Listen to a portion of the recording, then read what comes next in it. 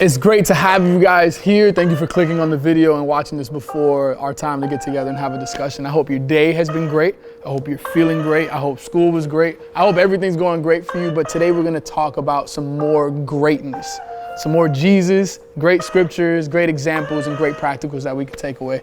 But I hope that you guys are ready. Go get your snack, your Bible, water, or whatever it needs to be. Fix your camera, or do whatever you need to do. We're going to have a great time.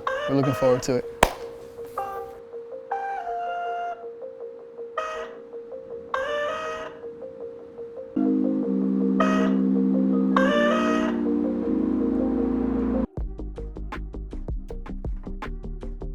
How's it going, young ones? We're glad to have you back.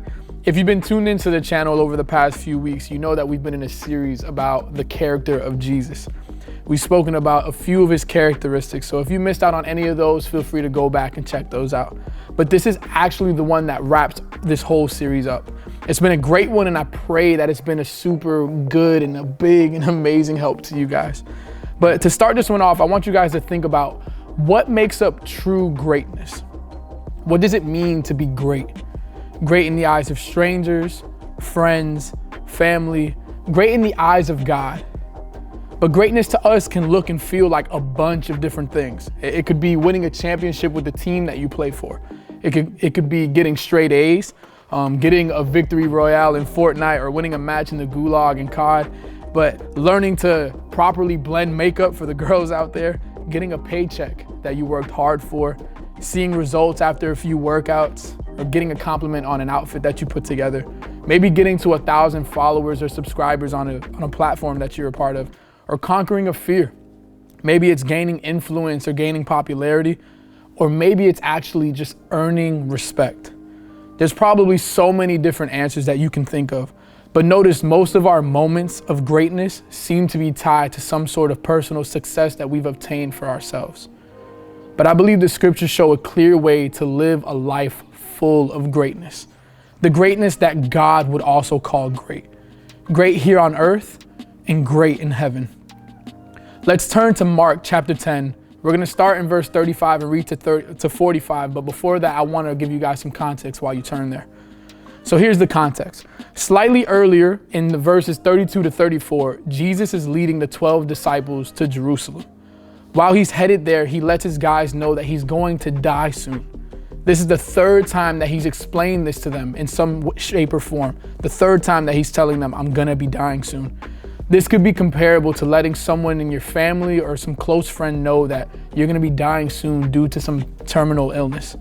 But as we read, pay close attention to the response that the disciples give right after Jesus says that he's going to be dying really soon for the third time. So in Mark chapter 10, verse 35 to 45, it reads this. Then James and John, the sons of Zebedee, came to him.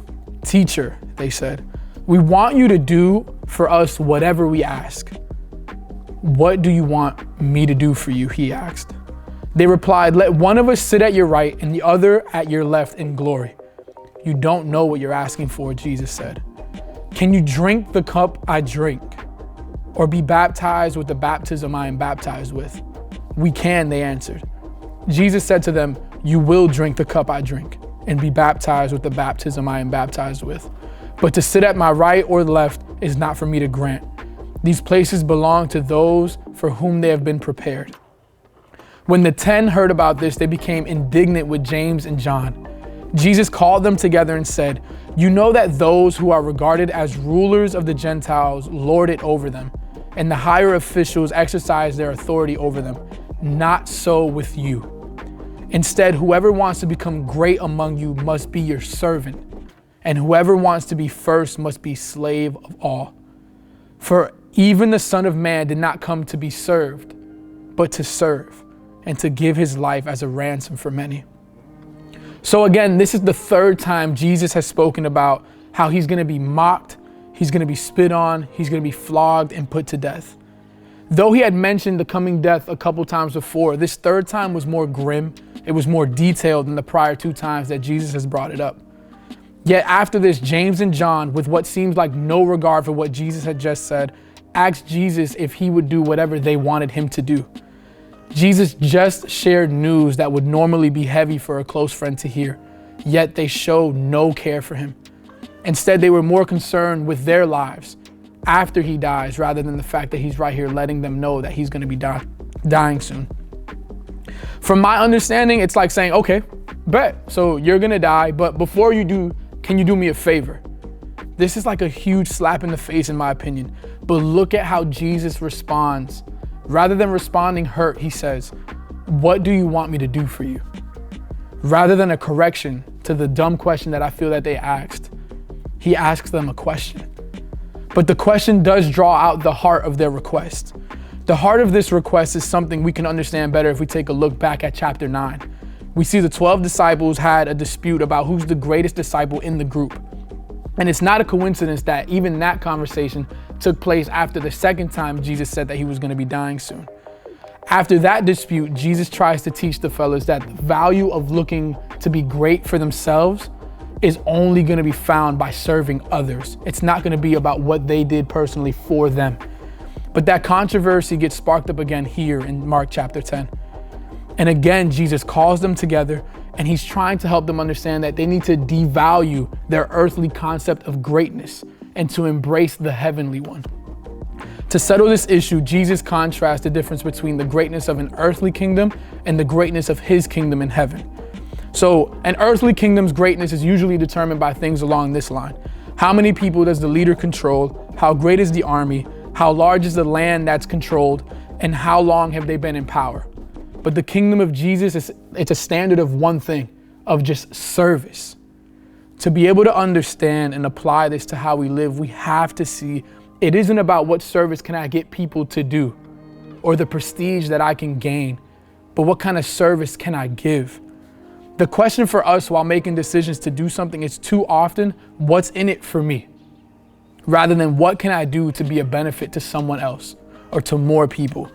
I think that's partially what led these men to asking Jesus this question. They wanted to be sure that their work would count towards their benefit, that what they've done would count towards greatness or some sort of supremacy, instead of thinking, man, all this time that I've spent following Jesus is a waste now. They wanted to ensure that they would be good and set from what they've done already. And rather than harshly correcting this, Jesus saw it as another opportunity to teach them something valuable before he did die. The fact that the way to glory is not greatness. The way to significance is not in supremacy. That his kingdom is built on the foundation of serving, inspired by his sacrifice. Serve, that's it. Like we don't have to complicate it. Just serve people. Doing some cleaning around the house without being asked. Calling a friend to check on them. Learning how to cook a simple meal so you can make it for your mom or your dad whenever they get back from work. Asking people at work or even in your own home how their life has been, how their day has been, how their week has been, and actually listening and caring for them, praying for them, putting your siblings' wants ahead of your own. I don't have to give you any more because you know how you can serve. You know how you can serve around you, within your home, or even outside of that. But just try. Try those things out. I know they're in your mind, but go and act on those things. Watch the impact that is made. And I just want to remind you that we don't actually get what we need by focusing on ourselves. We get what we truly need by God's mercy and his decision to love and to be there for us, even though we don't deserve it. So because we don't deserve it from God in the first place, yet he still gives it, let us serve without holding back. Don't ask yourself who deserves it. Just go and do it and watch the benefits for yourself and also for them. This was something James and John seemed like they hadn't fully understood up to this point. But when I try to understand those guys and why they would ask such a weird question, I think a few reasons why comes to mind. But I think the way that Jesus answers their question shows even better. Jesus called them together and said, "You know that those who are regarded as rulers of the Gentiles, they lord it over them, and their high officials exercise authority over them. But not so with you. Instead, whoever wants to become great among you must be your servant, and whoever wants to be first of all must be slave to all. For even the Son of Man did not come to be served, but to serve, and to give his life as a ransom for many." Jesus lets them know that he understands where their thought of being regarded as a ruler or a high official or somebody in authority could be appealing. He gets that. And that's possibly the reason why they ask to be at the right and the left hand of Jesus in heaven. But Jesus lets them know that their goal should not be to rule. Their goal should only be to serve while they're here. If we want to be great, we have to make more room in our lives to care for others, not just ourselves.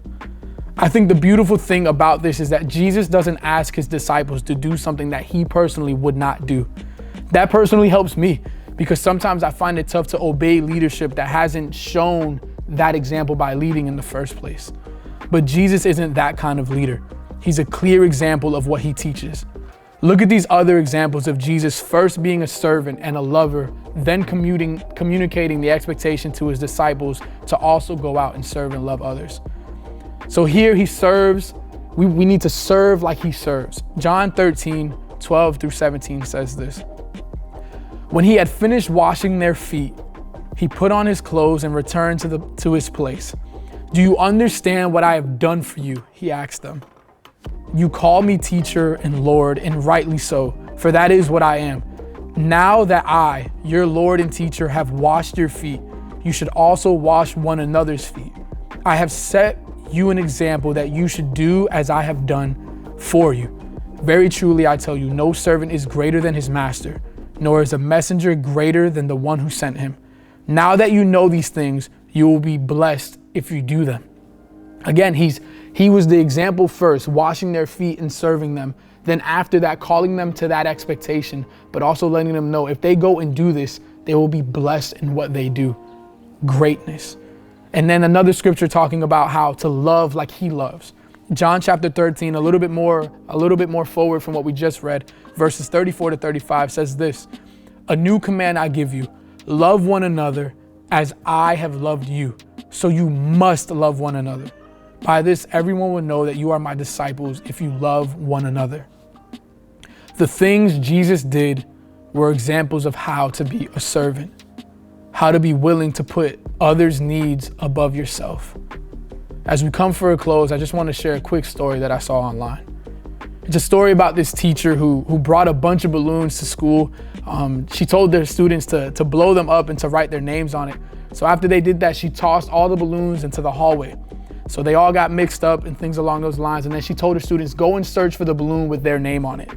So after about 5 minutes, nobody was able to find the balloon with just their name on it. So she told them, instead of focusing on just their name, whatever balloon is next to you, grab that one, whatever name is on it, get it to that person. It took only 2 minutes for everybody to get the balloon that they actually wrote their name on. And so I think that there's so many life opportunities here, because the teacher ended up letting them know that these balloons are like happiness. We won't find it if we're only searching for our own. But if we care about someone else's happiness, it will ultimately help us find our own. And this is life. This is exactly how life is. When you see opportunities where you can truly be a help and actually do it, and you don't stop to think about like, wait, so what's gonna be done for me? It's eventually gonna come your way. You doing that could be the start of another person also thinking about helping somebody else. And then it just becomes a cycle. More and more people are figuring out, how do I help other people? Because I know eventually it'll come my way. You just don't know what will start if you are the one to make the decision first. And I think when we're describing what makes up greatness, when we were talking about that towards the beginning, what does it mean to be great? I think we each thought of things that actually bring us happiness. And that's understandable. But it shouldn't be the only way we think about these things. Jesus was great because things weren't all about him. Yes, he was focused on a task at hand and he wanted to make sure he lived the life he needed to, and he was able to die the way he was supposed to give us a chance to be with him. But on the way there, he still put others above himself. Even his death is still putting others above himself. But he laid down his life so everyone could have an opportunity to be raised up. It wasn't only about him. And even prior to Jesus dying, like, his life was an example to follow, one of how to be a godly servant to those we share the earth with. With that, here are some questions that you can screenshot, you can discuss with your friends, your family, the team ministry, wherever you live. But here they are. Question number 1. What has made it tough for you to serve people in your life? Maybe it's been fear of getting taken advantage of or some laziness. But what has it been for you? Question number 2 is this. What's been your definition of what greatness looks like? Who or what gave you that impression? Maybe it was family, friends, movies, games, but what was it for you? Question number 3. What's a time you decided to serve someone and the outcome was special to you? Number 4 is this. Who are the toughest people to serve around you? What do you think the benefit would be if you continued to love and serve them and expect something to happen in the future? I hope you guys are doing well. That's all for the questions. I hope that school has been solid. I hope that you're staying connected with people who are showing you love, but don't give up on serving people, whether it's online, in person, or whatever thing you can think of. Like, don't give up on doing it. It means a lot, and the characteristic that Jesus showed with that proves that. Many things have changed because of Jesus being willing to lay his life down and put us before him. And I think that's amazing. But guys, this wraps up the series that we have. We're looking forward to next week. We got some special guest speakers coming through. It's gonna be a great time, but we'll catch you next time, all right? Thank you so much.